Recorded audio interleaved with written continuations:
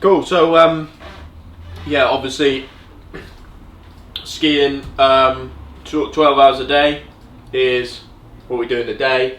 In the night, obviously, Get in the bag. get in your bag. And it's the Norwegians are mega good at it, but they consider rest as important as the distance travelled in the day. So the quality of your rest is really, really important, especially when you're talking about expeditions over, you know, weeks and months. So it goes without saying, when you're in your sleeping bag, you need to be comfortable, you need to be warm, you need to be resting, and you pretty much do everything when you're in the tent out of your sleeping bag. Yeah. So we had 2 sleeping bags Yeah. due to the temperature. Well, I approached Trekitt before, so I went out to Norway to do like a training expedition before we went to Greenland.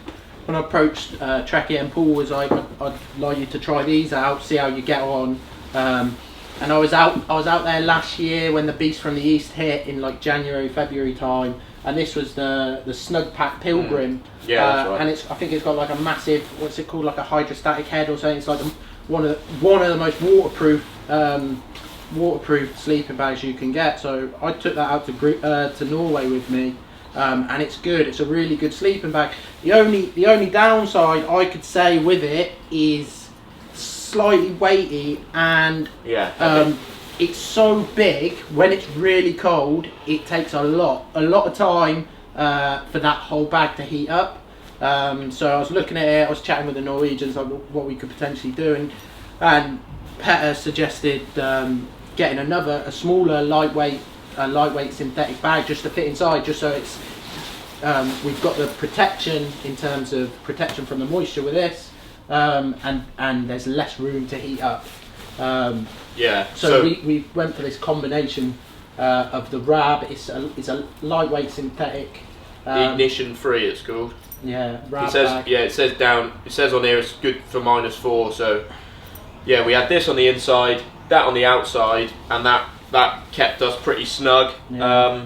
Both synthetic, which is mega important because, as we were talking about, in the tent it actually becomes quite wet and moist in there. Really moist. Because the amount that we're cooking in there, so the temperature obviously gets warm in the tent and creates condensation. So therefore these sleeping bags actually get really wet and then they freeze. So I think if it was down, you could potentially have an issue with that. Like if you collapse it down, there's a bit of problems in there. Whereas this, like, we'd wake up every morning and the outside of this bag would be soaking wet from all the condensation and things like that, but the inside would be fairly bone dry. So like the outside would hold all the moisture, and then we'd be skiing in the day, it would all freeze and we'd just brush it off. And it was a good combination. It worked really well for us. Handy little pocket if you share a tent with somebody who snores incredibly loud for some earplugs. So that's good for me. But yeah, they work together. I think, as Ant said, the only real downside to it was both of these combined makes for a pretty heavy bit of kit. And when you're really looking at trying to shed grams to keep the weight down, there's a fair old lump in it. It was kind of like a compromise we were willing to pay for, like you said, like the rest is so key, and if you're not having good rest, if you're a little bit cold on a night, it's a downward spiral, isn't it?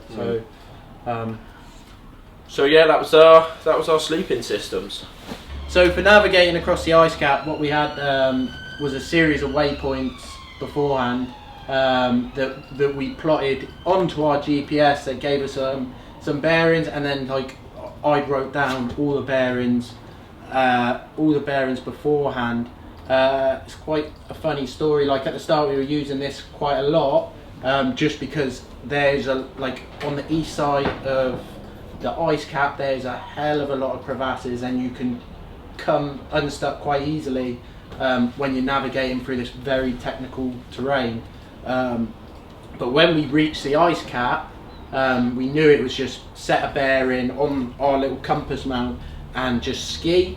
So I had all these bearings wrote down, and because we wanted to conserve the battery life on our GPS, we were just like, right, we'll put the bearing down, and like fairly basic, like, but we'd not accounted for how massive the magnetic anomaly is up in Greenland, and it's massive, isn't it?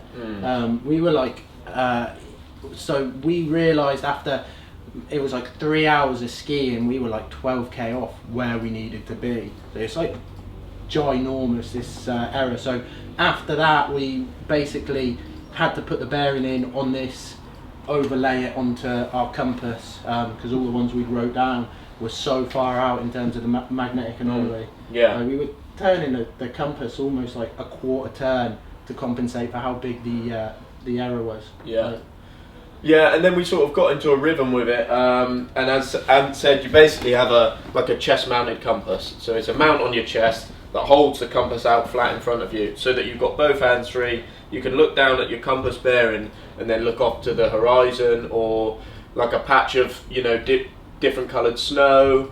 If the clouds are fairly still and not moving, you could use a cloud, but essentially you have to really check your bearing all the time. So we were doing an hour on, hour off navving where we could, but it is tiresome. If you're the front man, you're constantly looking for little bits that you can navigate to, which is really hard on your eyes. There's no reference points whatsoever, is there? There's no reference points, so it's trying to find something to head towards, but also when it's like sort of white out conditions or near white out conditions, your mind plays tricks on you as well. So you see things that aren't there, and you start navigating to bits that actually disappear the closer you get to them. I one day was really struggling to navigate in this odd sort of weather. It was like it wasn't quite a white out, it was just off, and I had my shades on, and I kept taking it on and off to try and figure out a point of reference to head towards, and I did it too much over the course of the day and ended up like snow blind in my right eye, completely gone, just white. All I could see was white in my right eye. So navigation's it's key. It's something you've got to keep your eyes on, but it's not as simple as just bearing, go that way. There's a lot more to it in Greenland. So we'd overlaid, like, so this is the Garmin 64S, which is what you guys gave us, and this has been with us since the very beginning. So we used this in Borneo, PNG and Madagascar, and it's held up fairly well. And Greenland, and Greenland. Like in Greenland towards the end, like I don't know if it's the amount of the data that we've had to put on this, like, and the amount of imagery it's happened, but we had one instance in Greenland where, like, was it one or two? Like couple of times where it just would not start up, and nor would the other one, and we're like, oh dear, like, because like there's no accurate mapping of the ice sheet and how to get on and off. So like without these, we were fairly stumped. Like we had the bearings and things wrote down, but we would have no way of telling accurately where we were. And there's a lot of horrible crevasse fields coming on and coming off. So like we needed our waypoints kind of down to the mill, really. But thankfully they fired up after about half an hour of cursing and shouting at them.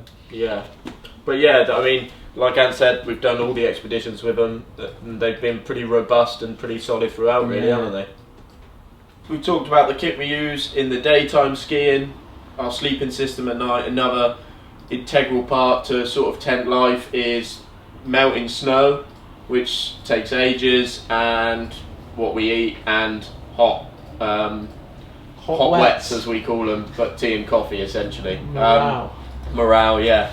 So yeah, we'd spend a lot of time whilst you're in the tent melting. How long does it take to melt snow? It's an hour a litre, isn't it? Yeah, it took or 30 minutes a litre. It took a long time. But you know, we're melting litres and litres of snow, which essentially just takes hours. So you need a really solid multi-fuel burning stove, because it's on a lot, you know, and without it, game over. Expedition is finished without it, you know, because without hot food and hot water, you can't survive in those conditions. Yeah, so we had the Optimus Nova, the you guys gave us, and you gave us it early on in our expeditions for Borneo.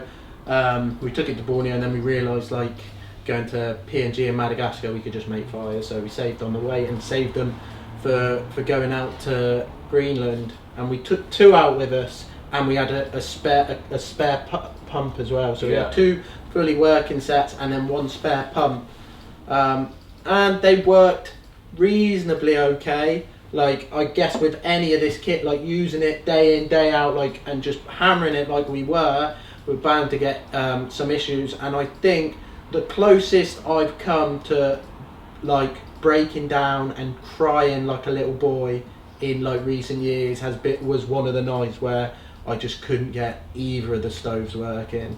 I think you actually did break down and cry in audio then, didn't you? Oh, maybe, who knows. I did. But yeah, so like, and it was a case of having to take bits from one, put them into the other, and to see what the problem was. And in the end, I think it turned out it was just us. We kind of buried the tent too much with snow, so we weren't getting enough air. So the thing wasn't igniting, and it was a fairly easy mistake for us to make. We just weren't giving enough air circulation for it. But there was a few times we couldn't get it going, and it was a case of, you know, fairly frustrating few minutes of like just interchanging parts, cleaning, things like that. But eventually we got it going every time. But it's, well, when you can't get hot, when you all you want is like a hot meal, like, it can be fairly frustrating. But I think, you know, like I said, hammering the equipment like that, whatever stove you're going to use, you're going to have issues with. Yeah. So it was a good job for us. Like, we sat down with them, we worked out like how to interchange the parts, how to clean each part, and that's what was key for us, really, to make sure that we could move forward. Because if your stove's not working, you're up a creek. Yeah, and it's also like a big part of the routine. I think the reason we were successful in Greenland is because we just kept to our routine. So it was hour on, 10 minutes off for however many hours through the day. Then it was tent up, kit in the tent, cooker on, hot food, hot wets, melt the water, put it in thermos flasks, get our head down. And it's that routine all the time that we did, regardless what the weather was like. We always got up, food on, porridge on, water on, pack away, move. And when things get in the way of the routine, so like if it takes an hour of messing around with a stove, that's an hour that one of us has to be awake longer than we would have been. So it's really important to have kit like this that is really reliable, easy and quick to fix if something goes wrong, because once it starts pushing your routine, it has huge impacts on the next day, and your morale just goes through the floor as well. So yeah, like timings was fairly key on that one, because we had 30 days worth of food, like 30 days worth of evening meals, 30 days worth of food for in the days, and if weather held us up, or if, you know, things like we spent an extra couple of hours trying to fix a stove in the morning, like, it all has a knock-on effect. And like, if we didn't have the food, you don't have the fuel to kind of finish the expedition. So it was all, you know, fairly strict timings wise, things like that. In terms of food, what we were eating, we kind of like dropped the ball a little bit, I think, on the food, because we were so hungry. Like, from about 6 days in, like, we were just in a massive deficit. So like we had, for the first 15 days, 160 grams of oats to eat in the morning, and then for the last 15 days it was 180 grams. In the day we were eating about 800 grams of like mixed chocolate, nuts, sweets, things like that. I think in hindsight we would have like made our own like high calorie like bar, you know, some sort of flapjack that is just rammers with calories and things to fuel us, because I think like a lot of the stuff we were eating in the day wasn't fueling us as well as it could have been. And then in the evening we were eating the fire pot meals, which were awesome. But I lost nearly 20 kilograms on that crossing, so I came back properly tired and properly weak. So I think, as Ant said, that's something we can take forward for the Baffin Island expedition, and look at more calories, more calorie intake, hopefully.